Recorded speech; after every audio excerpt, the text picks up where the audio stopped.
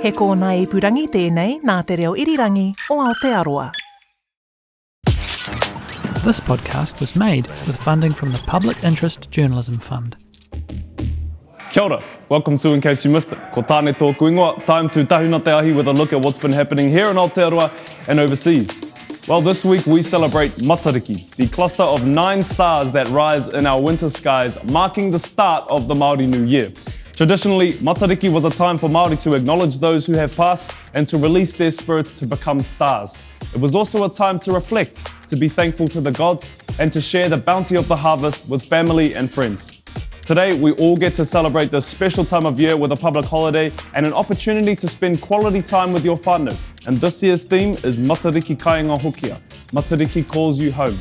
This year, we encourage everyone to return to their whānau and their people, wherever or whoever that might be, and celebrate Matariki. Whakanui ao te tauhou Māori. Players in the upcoming FIFA Women's World Cup tournament started arriving in New Zealand this week, including the defending champions, the USA.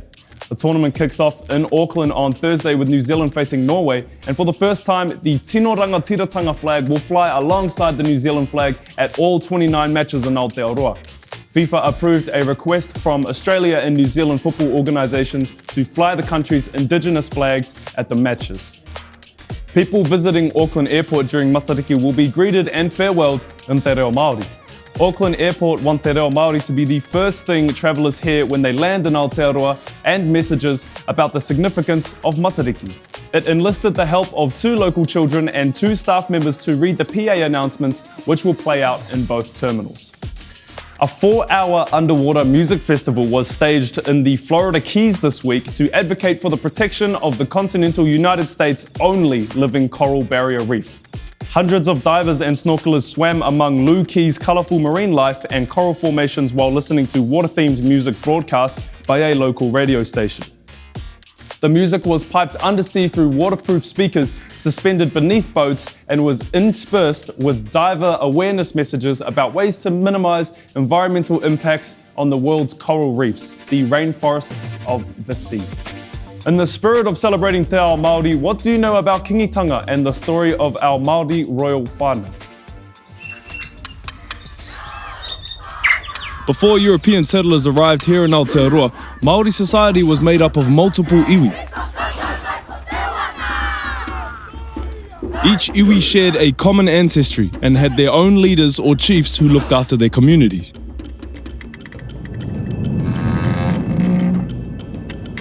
When settlers arrived at the end of the 18th century, things changed for Māori.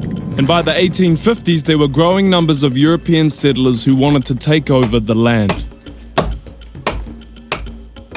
Unlike the settlers, Māori did not see land as a possession, but as settler numbers grew, so did their hunger for more land. After a visit to Britain in 1851, a young Māori called Tāmihana Te Rauparaha was surprised that the whole of Great Britain was ruled by only one chief, the Queen. In Aotearoa there were many chiefs, some were friends, some were enemies. But this meant that the power was broken up into many different pieces. Back home, Tāmihana told his people about the British Queen and suggested Māori should create their own royal whānau to come together under one mana to communicate with the crown. So, in 1853, he and a friend called Henare Mātene Te Whiwhi began to travel around the North Island looking for a potential Māori king. However, most chiefs thought that they weren't worthy of the job. But at a gathering of chiefs held at Pukawa in April 1857, Ngāti Mahuta chief Potatau Te Wherowhero finally agreed to become the Māori king. Fast forward to 2023, Te Arikinui Tū Heitia Paki is our 7th Māori monarch from the Potatau Te Wherowhero line. The Kingitanga or Māori King movement is one of the longest standing political institutions in Aotearoa.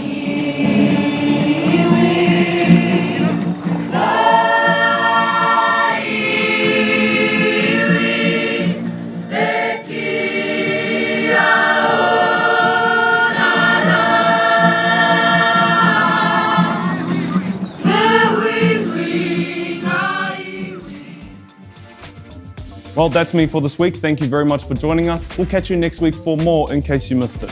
Manawatia a Matariki. Ka kite anō. This podcast was made with funding from the Public Interest Journalism Fund.